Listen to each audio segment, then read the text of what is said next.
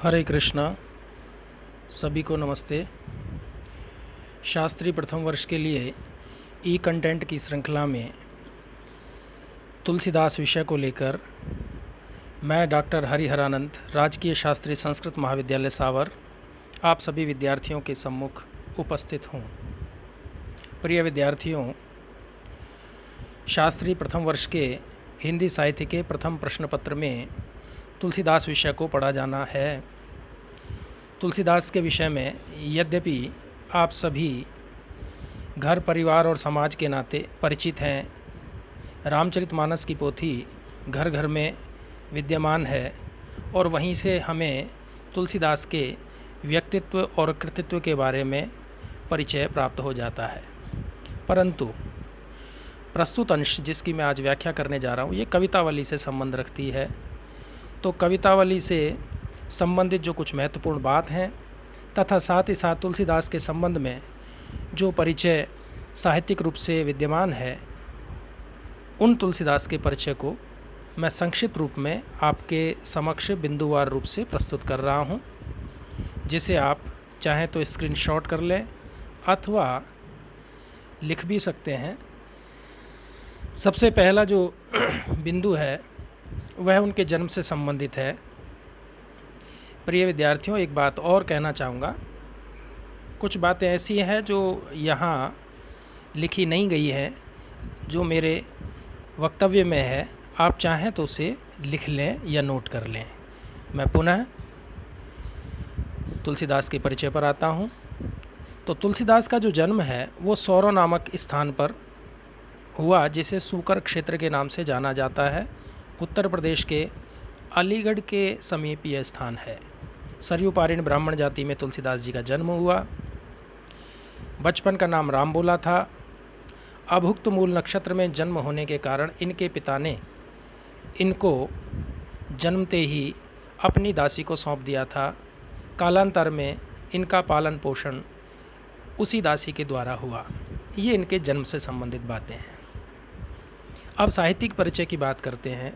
तो साहित्यिक परिचय के क्रम में हमें जानना है कि ये भक्ति काल की राम काव्य धारा के प्रतिनिधि कवि हैं। हिंदी साहित्य के भक्ति काल में दो प्रमुख धाराएं थी, निर्गुण और सगुण। निर्गुण में ज्ञान मार्गी और प्रेम मार्गी परंपरा का विस्तार हुआ। वहीं सगुण काव्य परंपरा में ईश्वरीय स्वरूप में राम और कृष्ण की परिकल्पना की गई। राम और कृष्ण को आधार माना गया और उन्हीं राम और कृष्ण को आधार मान करके ये काव्य धाराएँ पल्लवित हुई, विकसित हुई, प्रतिफलित हुई। तो राम काव्य धारा के प्रतिनिधि कवि के रूप में हम तुलसीदास को जानते हैं, तुलसीदास को जानेंगे। एक और बात, शिष्यत्व की दृष्टि से या दीक्षा की दृष्टि से रामानंद के शिष्य तुलसी कहे जाते हैं। रामानंद कौन थे, ये बात जानना भी हमारे लिए बहुत महत्वपूर्ण है। रामानंद वे थे जो भक्ति को उत्तर भारत में प्रतिष्ठित करते हैं। कहते हैं, भक्ति द्राविड़ उपजी ल्याए रामानंद। भक्ति दक्षिण की देन है, लेकिन उत्तर भारत में उसे प्रतिफलित करने वाले, विकसित करने वाले रामानंद थे। रामानंद वह व्यक्तित्व हैं जिन्होंने निर्गुण और सगुण, इनके जो दोनों भक्त हैं, कबीर भी उसमें शामिल है, रैदास भी उसमें शामिल है, पुरुष भी उसमें शामिल है, स्त्री भी है, सुरसुरानंद और सुरसुरी, इनको भी इन्होंने दीक्षित किया। रामानंद ने भक्ति को जन जन तक पहुंचाया और प्रत्येक जन के मन से भक्ति को जोड़ने का कार्य किया, भक्ति मार्ग प्रशस्त किया। रामानंद विशिष्टाद्वैत के समर्थक थे। एक दर्शन है, एक दार्शनिक संप्रदाय है जिसमें राम को विशिष्ट दर्जा दिया गया है। राम ही सर्वव्यापी परमात्मा है एवं विशिष्ट है। जीव, जगत और ब्रह्म, ये तीन जो परिकल्पनाएं हैं, इन परिकल्पनाओं को, जीव और जगत को भी विशिष्टाद्वैत में नित्य माना गया है। ये परमात्मा की सृष्टि है, वही परमात्मा राम है, वही सर्वव्यापी है, वे ही निमित्त कारण हैं, वे ही इसके उदात्त कारण हैं। तो ये दार्शनिक व्याख्या है विशिष्टाद्वैत की। आप विशिष्टाद्वैत पर अगर चाहेंगे तो मैं अलग से एक वीडियो बनाकर इसके बारे में विस्तार से आपसे चर्चा करूँगा। नेक्स्ट जो बात है, जो दोहा मैंने आपको स्लाइड पर दिख रहा है, ये दोहा एक विशिष्ट किंवदंती के कारण मुझे यहाँ उद्धृत करना रहा। मैं इसकी चर्चा आपसे करता हूँ। विद्यार्थियों, तुलसीदास कैसे बने? हमारे यहाँ कहा जाता है कि एक सफल पुरुष के पीछे एक स्त्री का हाथ होता है, लेकिन यहाँ बात कुछ अलग है।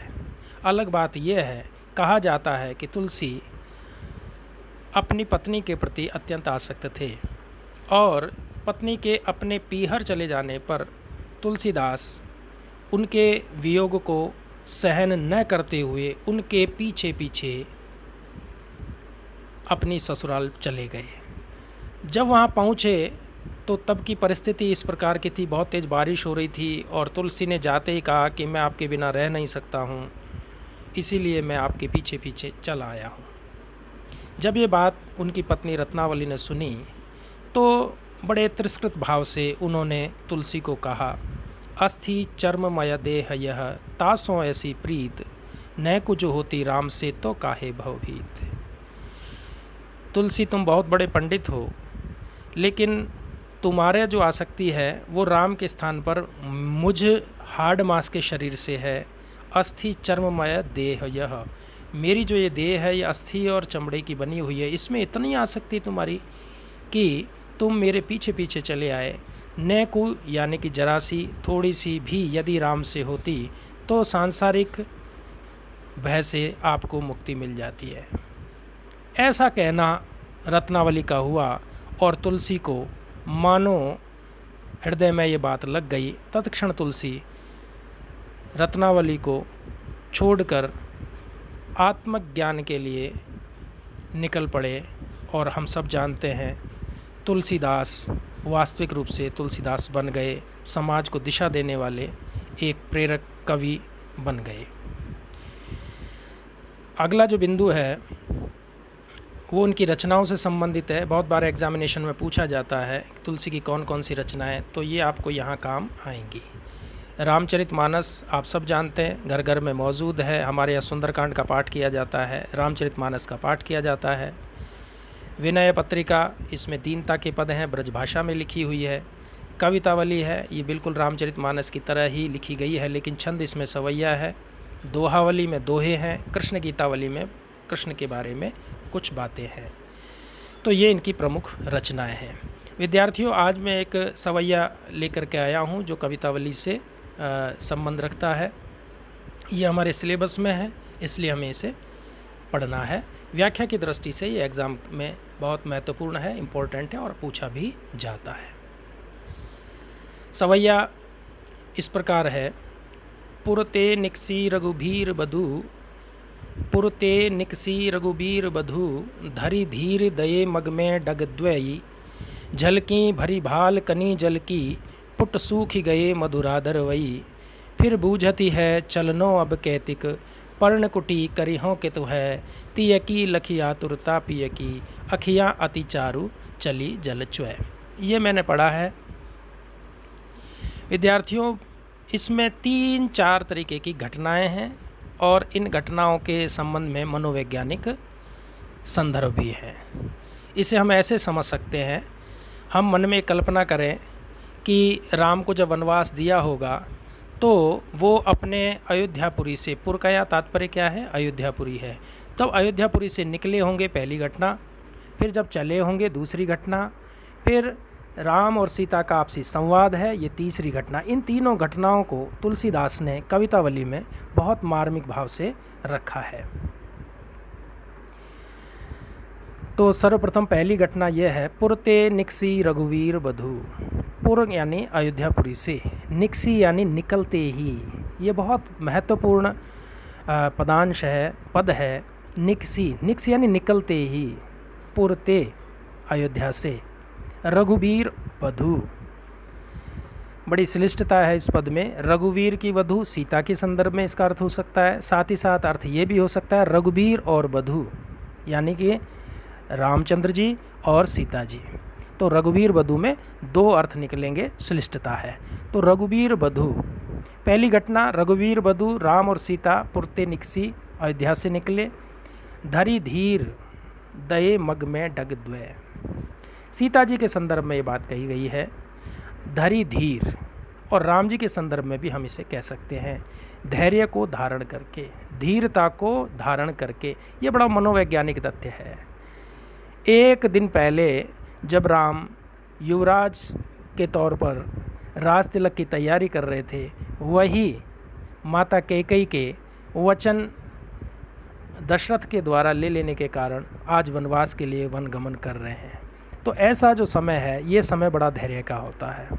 तो इसीलिए तुलसी ने यहाँ पर धरी धीर, धीरज को धारण करते हुए, दये मग में डग द्वय, 2-4 कदम ही चले हैं। यानी कि राम और सीता दोनों 2-4 कदम ही आगे चले। हमारे यहाँ मुहावरा कहा जाता है, थोड़ी दूर चलने को कहते हैं, 2-4 कदम ही है। तो इसे इस संदर्भ में हमें देखना है। पहली पंक्ति आपको आसानी से समझ में आ गई होगी।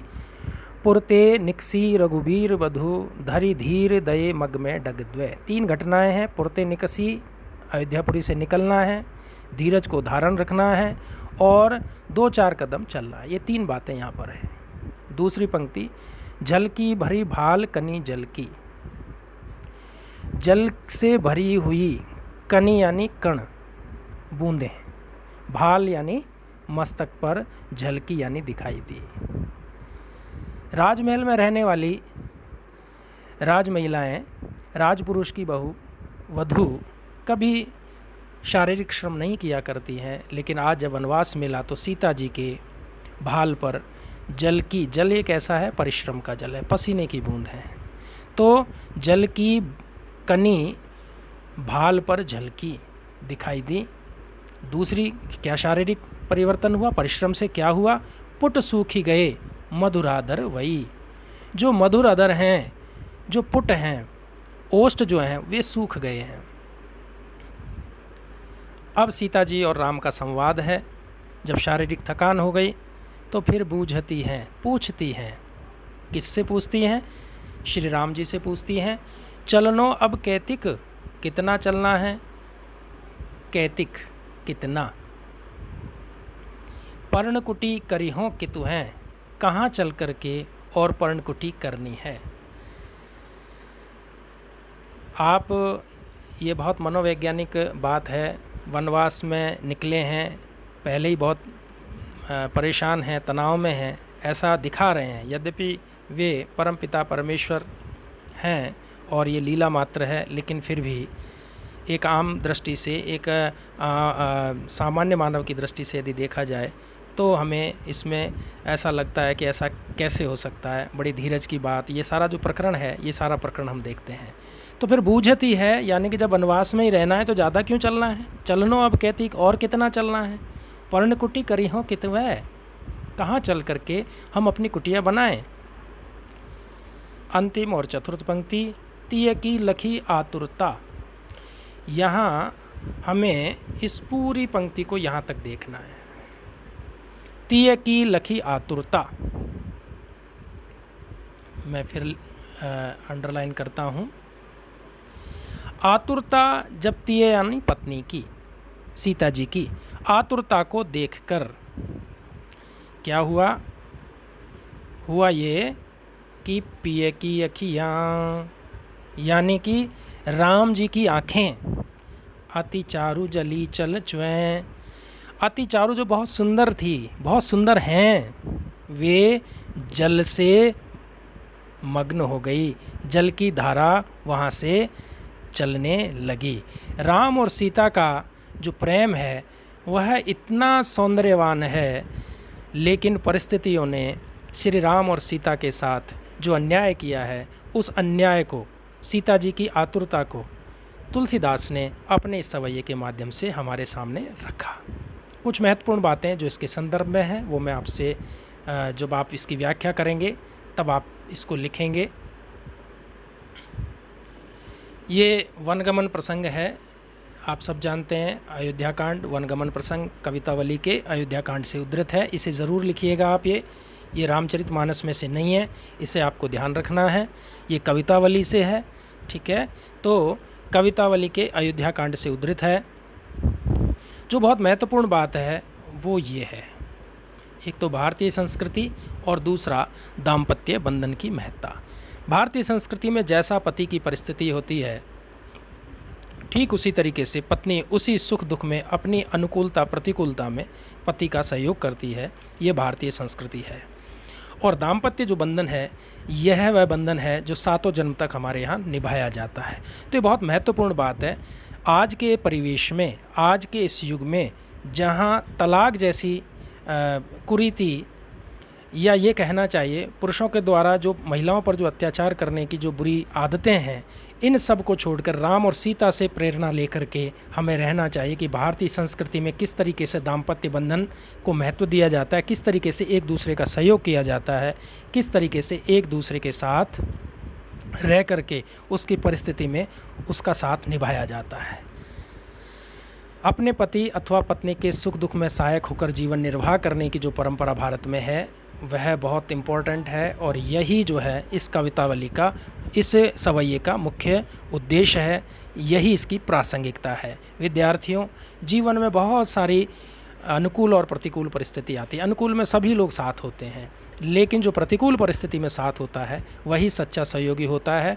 और पत्नी और पति दोनों एक दूसरे के साथ सहायक होकर के जीवन निर्वाह करें, ये प्रेरणा भी ये सवैया हमें देता है। आगे जो बातें हैं वो सीता जी की अधीरता, थकान और आतुरता का भावपूर्ण चित्रण, जिसकी मैं चर्चा कर चुका हूँ। सीता जी की कोमल देह के कष्ट से राम का व्यतीत होना, इसकी भी मैं चर्चा कर चुका हूँ। तो ये दोनों छोड़ते हुए मैं आगे आता हूँ। श्री राम जी की भावुकता एवं सहृदयता का जीवंत और मनोवैज्ञानिक विवेचन। विद्यार्थियों, मैं आपको बता देता हूँ, यहाँ शारीरिक जो बातें हैं वो जल की भरी भाल कनी जल की, पुट सूख गई मधुरा दरवे, मग में डग दे निकसी रघुवीर वधु, ये सब शारीरिक परिश्रम के से संबंध रखने वाले पद हैं। साथ ही साथ जब भावनात्मक की बात आएगी तो लखी आतुरता पिए की, और पिए की अखियाँ, सॉरी मैं वापस रिपीट करता हूँ इसको थोड़ा, तीय की लखी आतुरता। पहला जो मनोवैज्ञानिक है भाव है वो है तीय की, यानी कि सीता जी की आतुरता। दूसरा जो मनोभाव है वो पिय की अखियाँ अति चारु जली जल छे। ये तीन जो घटना 1, 2 और 3, ये तीनों बड़ी महत्वपूर्ण है। पद छंद इसमें सवैया है, हम सब जानते हैं। और जब आप व्याख्या करें तो इसमें जो मैंने बहुत महत्वपूर्ण बात आपको बताई है, ये अत्यंत महत्वपूर्ण है। इस पद का जो है सार है, प्रासंगिकता है, अपने पति के सुख दुख में सहायक होकर के जीवन निर्वाह करने की जो परंपरा है वो इसका संदेश है। भारतीय संस्कृति में दाम्पत्य की जो महत्ता है उसका संदेश है। इसी बात के साथ मैं अपनी बात समाप्त करता हूँ। आपने धीरज से सुना, इसके लिए आपको बहुत बहुत धन्यवाद। हरे कृष्णा, थैंक यू।